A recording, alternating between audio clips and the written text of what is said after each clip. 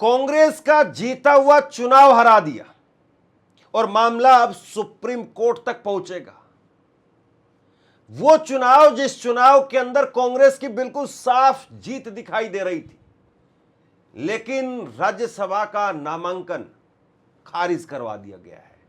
मीनाक्षी नटराजन मध्य प्रदेश से उन्होंने राज्यसभा चुनाव के लिए नामांकन दाखिल किया, लेकिन बीजेपी ने आपत्ति दाखिल की और उसके बाद में अर्पित शर्मा ने उस आपत्ति को मान लिया और नामांकन खारिज कर दिया। बीजेपी की आपत्ति और रिटर्निंग ऑफिसर अर्पित शर्मा उन्होंने मान लिया। मध्य प्रदेश से लेकर के और कैसे दिल्ली तक इस वक्त में हड़कंप मचा हुआ है और कांग्रेस के राज्यसभा सांसद और सुप्रीम कोर्ट के सीनियर एडवोकेट विवेक तन्खा, जो खुद मध्य प्रदेश से आते हैं, वो कह रहे हैं कि साहब ये वोट चोरी का मसला नहीं है, ये सीट चोरी का मसला है। और जिस मामले में मीनाक्षी नटराजन के खिलाफ कोई एफआईआर ही दर्ज नहीं हुई, केवल एक नोटिस मिला था, एक प्राइवेट कंप्लेंट थी, और उस मामले के अंदर आपने सीधे नामांकन खारिज कर दिया। वो ये भी कह रहे हैं कि भाई मैंने उनके कागज चेक किए हैं। ये तस्वीर, ये वीडियो देखिए। अभी कुछ देर पहले विवेक तन्खा उन्होंने एक वीडियो जारी की है और इसमें वो कह रहे हैं कि उन्होंने कागज चेक किए थे और ये मामला कहीं से भी बनता है ही नहीं जिसमें नामांकन खारिज हो जाए। लिहाजा कांग्रेस पार्टी को सुप्रीम कोर्ट जाना चाहिए। ये सुप्रीम कोर्ट के सीनियर एडवोकेट भी हैं, कांग्रेस के राज्यसभा सांसद भी हैं, और इन्होंने जो कुछ कहा है कि ये वोट चोरी नहीं बल्कि सीट चोरी का मामला है, लोकतंत्र का चीरहरण है। मैं आपको सुनवाता हूं आगे, लेकिन पहले जरा मामला समझिए कि क्या है। मध्य प्रदेश के अंदर 11 सीटें हैं राज्यसभा की, 3 सीटें खाली हो रही थी, 3 सीटों पर चुनाव होना था। 3 सीटों पर चुनाव के लिए कांग्रेस पार्टी 1 सीट बड़े कंफर्ट तरीके से चुनाव जीत सकती थी। 1 सीट पर कांग्रेस ने अपने उम्मीदवार के तौर पर मीनाक्षी नटराजन को चुनाव में उतार दिया। मीनाक्षी नटराजन उनको जिताने के लिए आज कांग्रेस के विधायक लामबंद हो रहे थे और बीजेपी तोड़फोड़ ना करे, विधायकों को खरीदे ना, इसीलिए मध्य प्रदेश से कांग्रेस के विधायकों को एक चार्टर्ड प्लेन के जरिए बेंगलुरु भेजा जा रहा था। वो चार्टर्ड प्लेन करीब 6 घंटे तक रनवे के ऊपर खड़ा रहा और रनवे अथॉरिटी, वहां पर एयरपोर्ट जो अथॉरिटी है, रनवे पर एयरपोर्ट अथॉरिटी ने कहा कि ये जो कंपनी है, जिस कंपनी का ये विमान है, ये स्टार एयरलाइन का विमान था। ये स्टार एयरलाइन का विमान वो विदेश में तो उड़ान भर सकता है लेकिन देश के अंदर उड़ान नहीं भर सकता है। ये बाकायदा एयरपोर्ट अथॉरिटी की तरफ से कहा गया।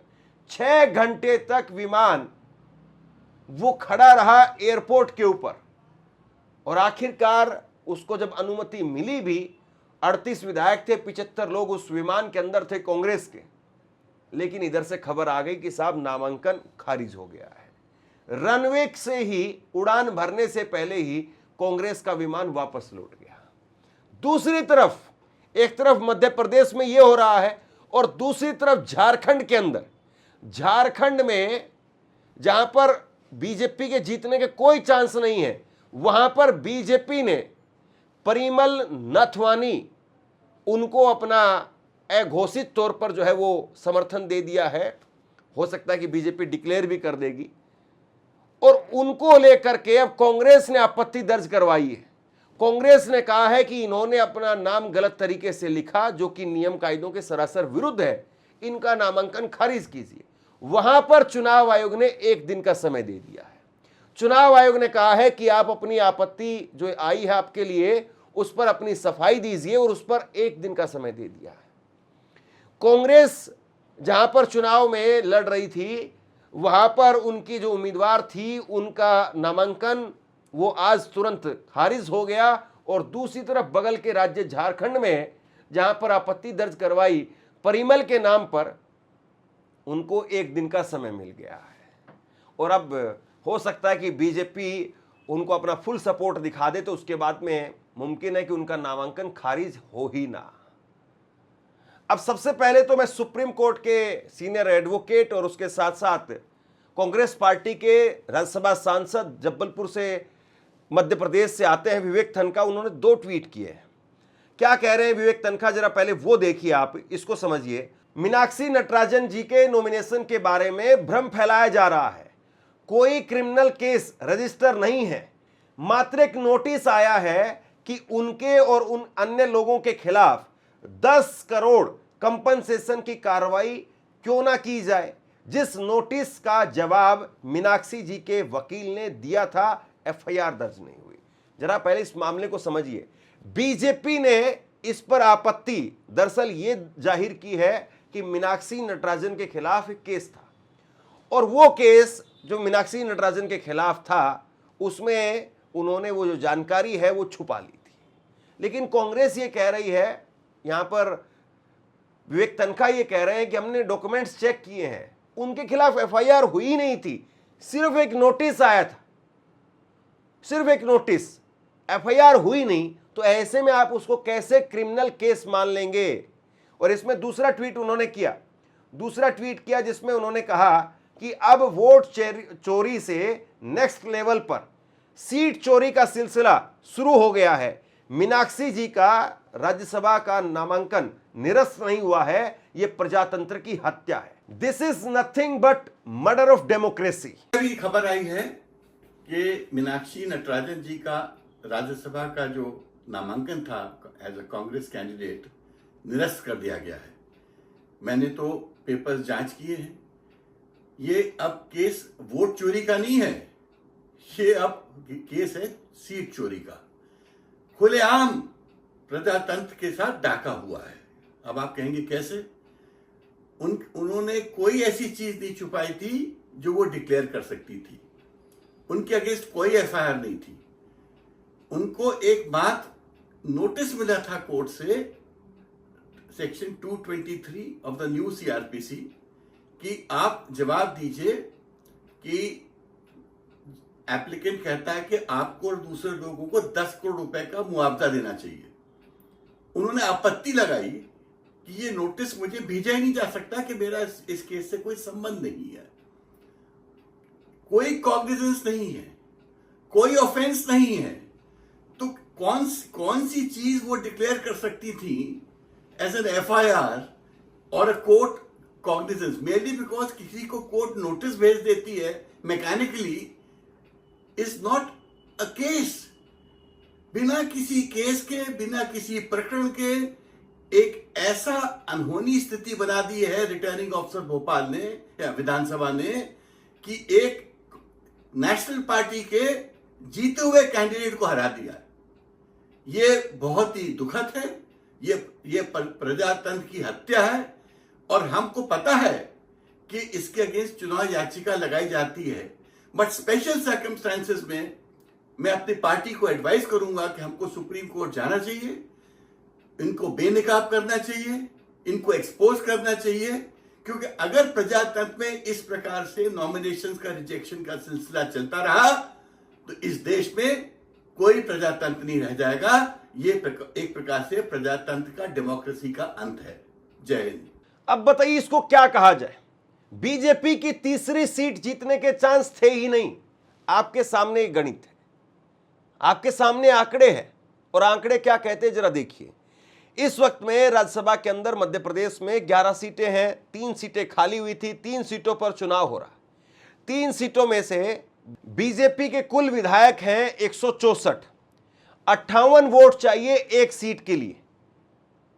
58 गुना में 2 यानी 116, यानी बीजेपी कंफर्ट तरीके से 2 सीटें बड़े आराम से जीत सकती। लेकिन तीसरी सीट के लिए बीजेपी के पास में केवल 48 विधायकों का ही वोट बच गया, यानी 10 विधायक और चाहिए बीजेपी को, तब जाकर के बीजेपी का तीसरा कैंडिडेट जीत सकता है। और कांग्रेस के पास में विधायक हैं 63। कांग्रेस के पास में 63 विधायक हैं, यानी जो जरूरी आंकड़ा है 58, उससे 5 एक्स्ट्रा है। अब आप बताइए साहब, मतलब जहां कांग्रेस खुल करके बिल्कुल साफ साफ जीतती हुई दिखाई दे रही थी, 5 उसके एक्स्ट्रा विधायक भी हैं। वहां पर वो सीट कांग्रेस अब बिना लड़े ही जो है वो एक तरीके से हार गई है। और दूसरी तरफ आप देखिए झारखंड है, ये झारखंड, और झारखंड के अंदर कुल जो है वो विधायक हैं 81 और 2 राज्यसभा की सीटें खाली हुई है। जीतने के लिए एक राज्यसभा की सीट के लिए 28 विधायकों का वोट चाहिए। कांग्रेस गठबंधन के पास में, इंडिया गठबंधन के पास में 56 विधायक हैं, यानी 2 सीटें कंफर्म हो गई। 28 दूनी 56, 2 सीटें कंफर्म हो गई उनकी। और दूसरी तरफ बीजेपी, उनके पास में 1 सीट जिताने के लिए भी विधायक नहीं है, केवल 24 विधायक है। बीजेपी को अगर अपना विधायक, अपना उम्मीदवार अगर जिताना है तो 4 और विधायक चाहिए। यानी यहां पर 1 सीट तो कंफर्म है जो इंडिया गठबंधन की हो जाएगी। जो दूसरी सीट है जिसमें जेएमएम ने अपना उम्मीदवार उतारा है, दूसरा कांग्रेस ने प्रणव झा को उम्मीदवार बनाया है, तो कांग्रेस की सीट वहां पर फंसी हुई है।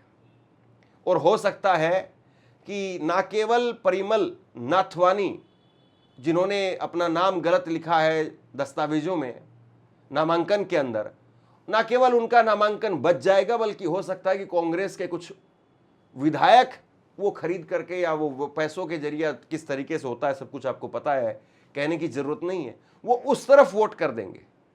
और जब वो उस तरफ वोट कर देंगे तो खेल बीजेपी के पाले में हो जाएगा। बीजेपी का जो उम्मीदवार है, यानी समर्थित उम्मीदवार परिमल नाथवानी, वो चुनाव जीत जाएंगे। पैसे वाले आदमी, वैसे भी रईस है, तो कोई दिक्कत नहीं उनको। लेकिन यहां देखिए आप, और अब जरा ये देखिए तस्वीर, कांग्रेस के विधायक इसके बाद में रिटर्निंग ऑफिसर उनके दफ्तर पर पहुंचे और वहां पर किस तरीके का हंगामा हुआ, ये तस्वीर भी देखिए।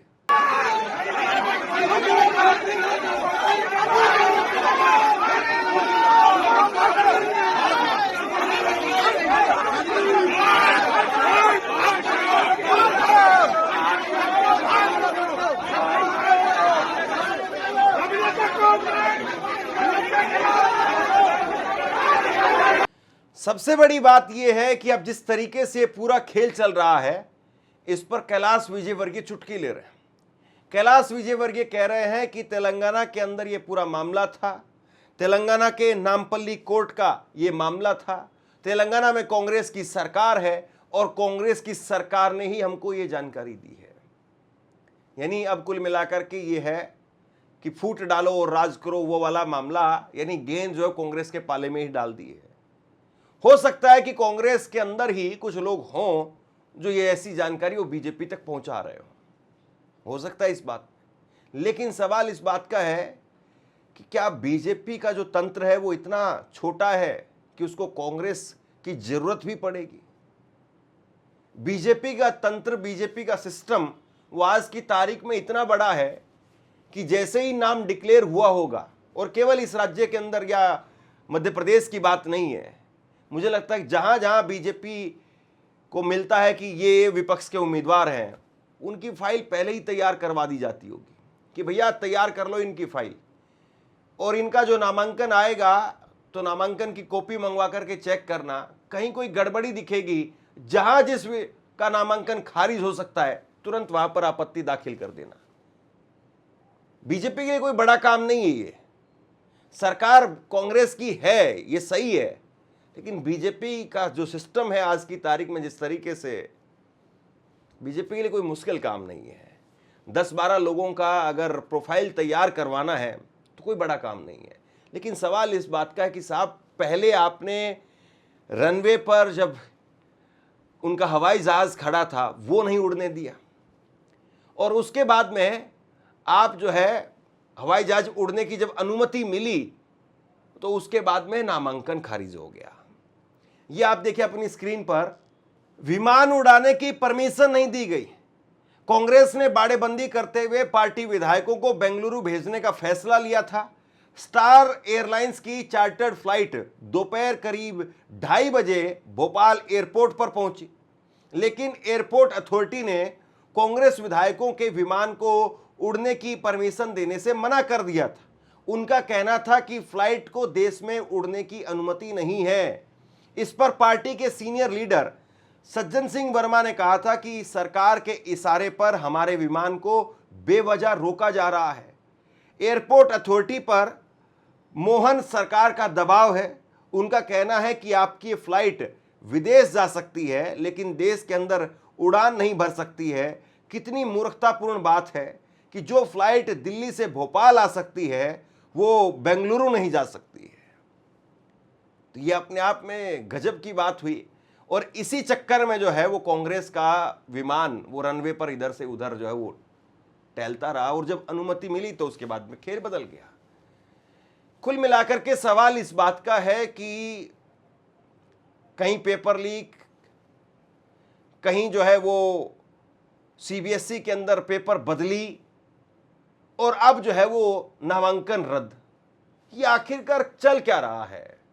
मतलब सिस्टम किस तरीके का बना दिया गया है, किस तरीके का सिस्टम हम देख रहे हैं। और सबसे बड़ी चीज ये है कि एफआईआर इस मामले के अंदर, अभी तक एफआईआर की कॉपी इस मामले के अंदर वो दिखाई नहीं जा रही है। कांग्रेस का कहना यह है कि एक नोटिस आया था, उस नोटिस के आधार पर आप नामांकन खारिज कर देंगे। वो नोटिस को कैसे क्रिमिनल केस मान लेंगे।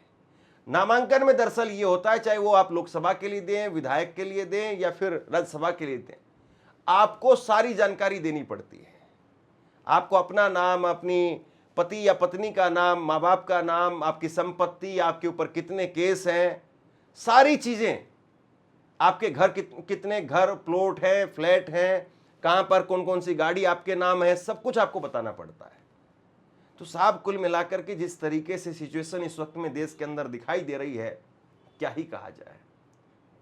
और सबसे बड़ा सवाल यह है कि कांग्रेस इस मामले को लेकर के सुप्रीम कोर्ट जाती है तो सुप्रीम कोर्ट से कोई राहत मिलेगी या सुप्रीम कोर्ट में सुनने से पहले ही याचिका को खारिज कर दिया जाएगा। हालांकि कांग्रेस के नेता जिस तरीके से इस मामले को लेकर के आक्रोशित नजर आ रहे हैं, ऐसा लगता है कि मामला अभी तो तुल पकड़ेगा, अभी तो पिक्चर शुरू हुई है। शेयर कीजिए इस खबर को और आप क्या सोचते हैं नीचे कमेंट सेक्शन में लिख करके जरूर बताइए और इस वीडियो को लाइक कीजिए और चैनल को सब्सक्राइब जरूर कीजिए। शुक्रिया, थैंक यू।